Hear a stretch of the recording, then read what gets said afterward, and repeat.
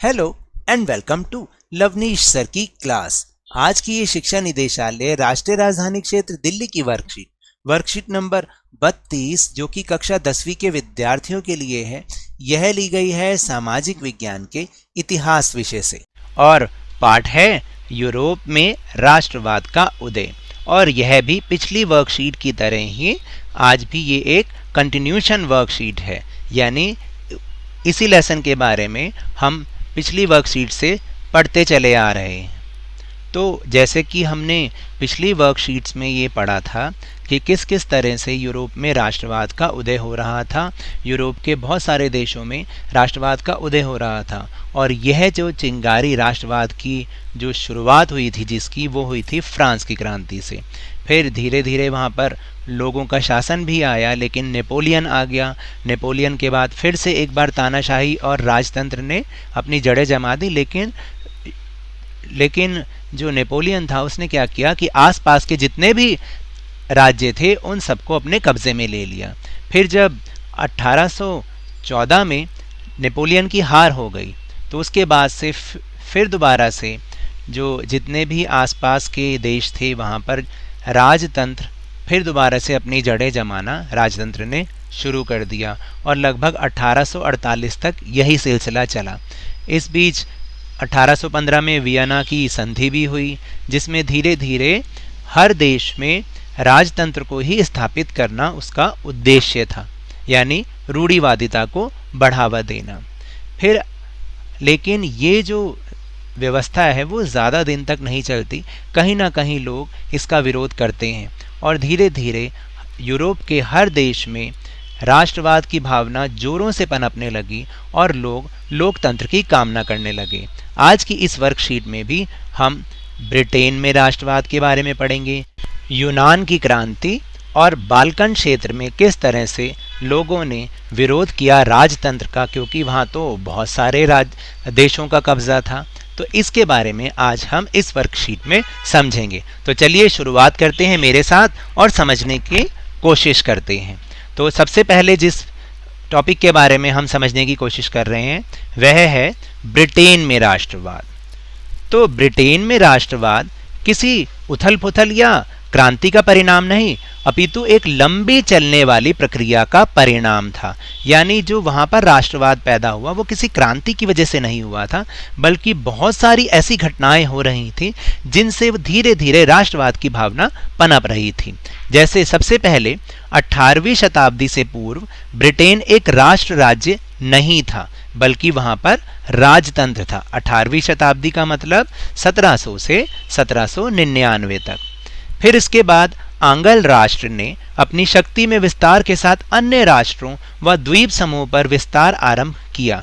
यानी आप सबको पता है और हम सबको ये बात पता है कि धीरे धीरे किस तरह से इंग्लैंड ने अपनी शक्ति का विस्तार किया और ना केवल आस पड़ोस के जो देश थे बल्कि लगभग पूरी दुनिया और द्वीप समूह पर उसने विस्तार आरंभ कर दिया और उसने कब्जे की कोशिश की। फिर 1688 में संसद ने राजतंत्र से शक्तियों को ले लिया। यानी 1688 में क्या हुआ कि वहाँ पर राजतंत्र खत्म हो गया और वहाँ पर एक संसद बन गई जिसने राजतंत्र से उसकी शक्तियों को ले लिया और अब वहाँ पर लोकतंत्र स्थापित हो गया। फिर 1707 में इंग्लैंड और स्कॉटलैंड को मिलाकर यूनाइटेड किंगडम ऑफ ब्रिटेन का गठन किया गया। यानी 1707 में इंग्लैंड ने अपने साथ साथ स्कॉटलैंड को भी मिला लिया और उसको नया नाम दिया यूनाइटेड किंगडम ऑफ ब्रिटेन। इसके बाद 1798 में हुए असफल विद्रोह के बाद 1801 में आयरलैंड को भी बलपूर्वक यूनाइटेड किंगडम में शामिल कर लिया गया। यानी आयरलैंड कभी भी नहीं चाहता था कि वो इस यूनाइटेड किंगडम ऑफ ब्रिटेन का हिस्सा बने। उसने युद्ध भी किया, लेकिन 1798 में असफल विद्रोह के बाद 1801 में आयरलैंड को ज़बरदस्ती इस यूनाइटेड किंगडम का हिस्सा बनाया गया। और आज भी आपको बताऊं कि आज भी आयरलैंड इस यूनाइटेड किंगडम यानी यूके से अलग होने की कोशिश कर रहा है। फिर इस नए ब्रिटेन के प्रतीक चिन्हों को खूब बढ़ावा दिया गया। यानी जब नया ब्रिटेन बना तो जो उसके प्रतीक चिन्ह थे, जैसे वहाँ का ध्वज हो गया और वहाँ की कई सारी चीज़ें थी, जो कि ब्रिटेन को दिखाती थी, उनको खूब बढ़ावा दिया गया। तो इस प्रकार हम कह सकते हैं कि जो ब्रिटेन का राष्ट्रवाद था वो किसी उथल पुथल या क्रांति की उथल पुथल नहीं, बल्कि एक लंबी चलने वाली प्रक्रिया का ही परिणाम था। इसके बाद अब हम बात करेंगे यूनान के स्वतंत्रता संघर्ष की। यूनान का स्वतंत्रता संघर्ष। यूनान ऑटोमन साम्राज्य का हिस्सा 15वीं शताब्दी से ही था। आप जानते हैं ऑटोमन साम्राज्य क्या था। ऑटोमन साम्राज्य असल में जितनी भी ये जो मध्य एशिया की जो देश हैं जो आज हमें दिखाई देते हैं, ये पूरा का पूरा ऑटोमन साम्राज्य था और इसका जो सम्राट था वो खलीफा कहलाता था। क्रांतिकारी राष्ट्रवाद 1789 में फ्रांसीसी क्रांति के उपरांत इसके उदय ने यूनानी लोगों के मन में स्वतंत्रता की भावना को प्रज्वलित किया।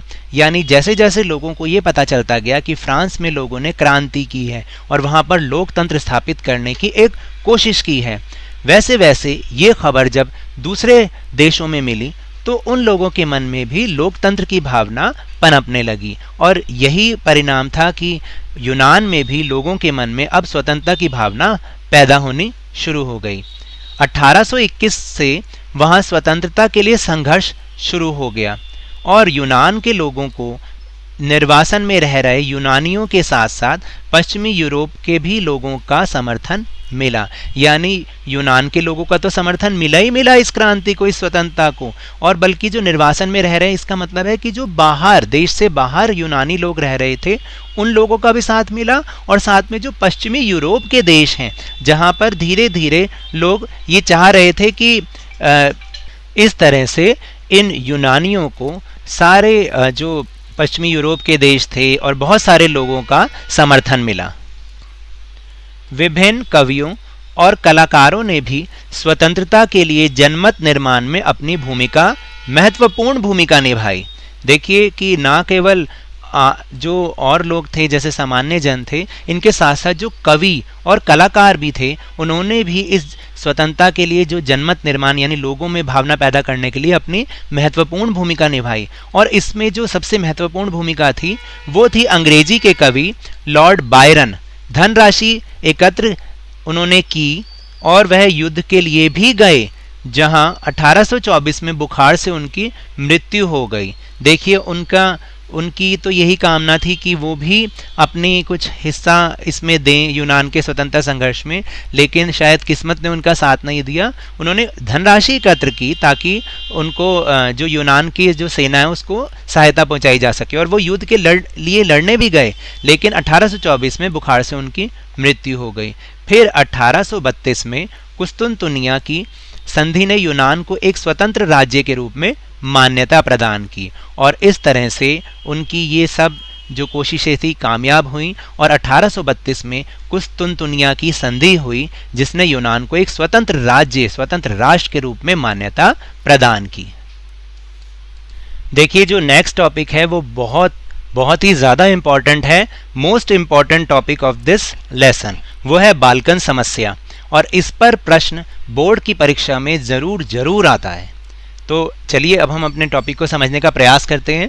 राष्ट्रवाद और साम्राज्यवाद यानी बाल्कन समस्या। बाल्कन भौगोलिक और नृजातीय रूप से विभिन्नताओं का क्षेत्र था जिसमें आधुनिक रोमानिया, बल्गारिया, अल्बेनिया, ग्रीस, मकदूनिया, क्रोएशिया, स्लोवानिया, सर्बिया आदि शामिल थे। यानी इतने सारे क्षेत्र यानी इतने सारे देश जो आज के वर्तमान के ये जिनके मैंने नाम लिए ये सब के सब बाल्कन की भौगोलिक स्थिति में शामिल थे। इन क्षेत्रों में रहने वाले मूल निवासियों को स्लाव कहा जाता था। इसको जरूर आप अंडरलाइन भी कीजिए, याद भी कीजिए, ये 1 मार्कर क्वेश्चन है। फिर बाल्कन क्षेत्र का एक बड़ा हिस्सा ऑटोमन साम्राज्य के नियंत्रण में था। जैसे कि अभी हमने बात की थी यूनान भी ऑटोमन साम्राज्य का ही एक हिस्सा था और उनके अधीन था। इसी तरह से जो बाल्कन क्षेत्र था वह भी उसका भी एक बड़ा हिस्सा ऑटोमन साम्राज्य के नियंत्रण में था। बाल्कन राज्य में रोमानी राष्ट्रवाद के फैलने और ऑटोमन साम्राज्य के विघटन से स्थिति काफ़ी विस्फोटक हो गई थी। यहाँ पर एक शब्द आया है रूमानी राष्ट्रवाद, इसको समझने की बहुत ज़्यादा ज़रूरत है क्योंकि ये 1 मार्कर क्वेश्चन भी है। रूमानी राष्ट्रवाद का मतलब होता है जब संस्कृति के जरिए, जब कविताओं के जरिए, कवि और जो दूसरे कलाकार हैं उनके जरिए राष्ट्रवाद की भावना को फैलाया जाता है, तो उसे हम रूमानी राष्ट्रवाद कहते हैं।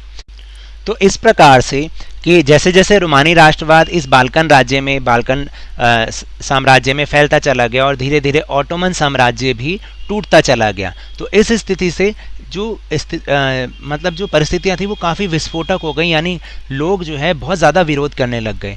एक के बाद एक उसके अधीन जो यूरोपीय राष्ट्रीयताएं थी उसके चंगुल से निकलकर स्वतंत्रता की घोषणा करने लगी। क्योंकि देखिए जैसे जैसे जब कोई साम्राज्य कमज़ोर पड़ने लग जाता है तो फिर जो दूसरे जो समूह हैं वो और ज़्यादा एक्टिव हो जाते हैं। फिर जैसे जैसे विभिन्न स्लाव राष्ट्रीय समूहों ने अपनी पहचान और स्वतंत्रता की परिभाषा तय करने की कोशिश की, बाल्कन क्षेत्र जो है गहरे टकराव का क्षेत्र बन गया और इस तरीके से वहाँ पर जो है बहुत ज़्यादा ये आवाज़ें उठने लग गईं कि राष्ट्रवाद की आवाज़ें उठने लग गईं और वापस से लोगों के राज की जो आवाज़ें उठनी शुरू हो गईं। हर एक बाल्कन प्रदेश अपने लिए ज़्यादा इलाके की चाह रखता था। अब ये टकराव की समस्या हो गई कि जो भी स्वतंत्र हो रहा था वो चाह रहा था कि मुझे ज़्यादा से ज़्यादा हिस्सा मिले।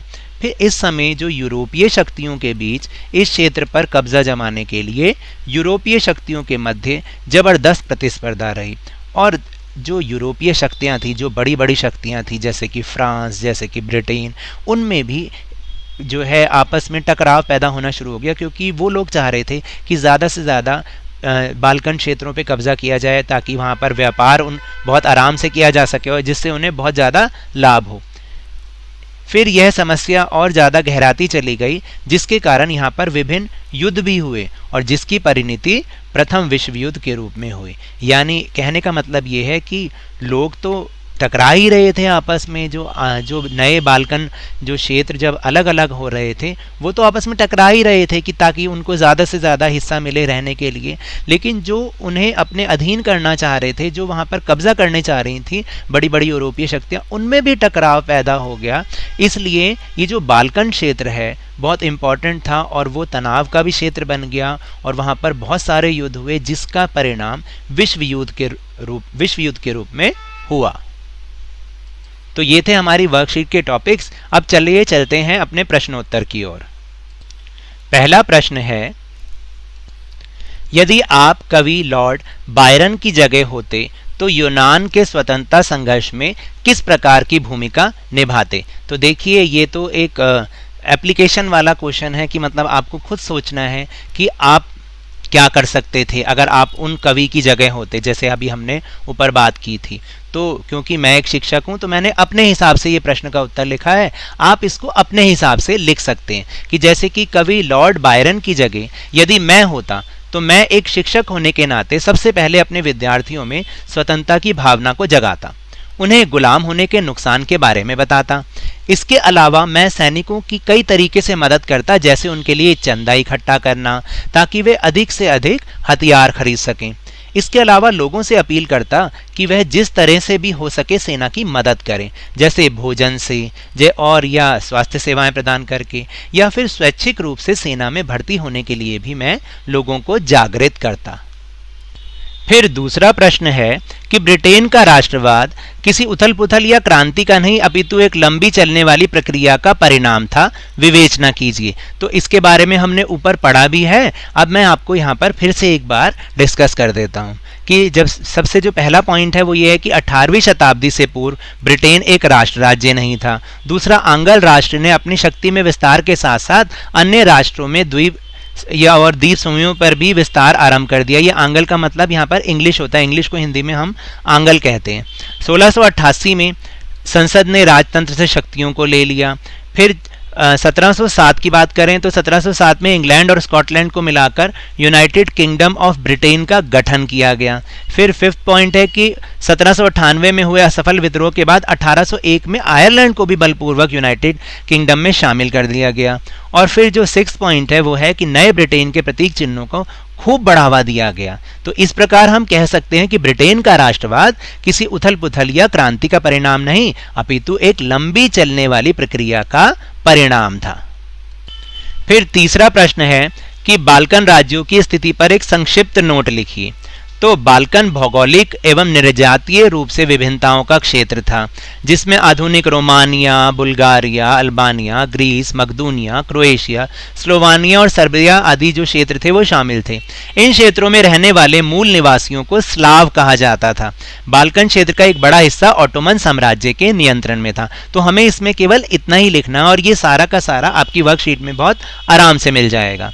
फिर है प्रश्न नंबर 4, 1789 के पश्चात क्रांतिकारी राष्ट्रवाद के उदय ने किस प्रकार यूनानी स्वतंत्रता संघर्ष तथा बाल्कन राज्यों में स्वतंत्रता के संघर्ष को प्रेरित किया। इस प्रश्न में हमें जो बाल्कन राज्यों के बारे में भी लिखना है थोड़ा सा, और यूनानी स्वतंत्रता के बारे में भी लिखना है। तो सबसे पहले शुरू करते हैं। क्रांतिकारी राष्ट्रवाद 1789 में फ्रांसीसी क्रांति के उपरांत के उदय ने यूनानी लोगों के मन में स्वतंत्रता की भावना को प्रज्वलित किया।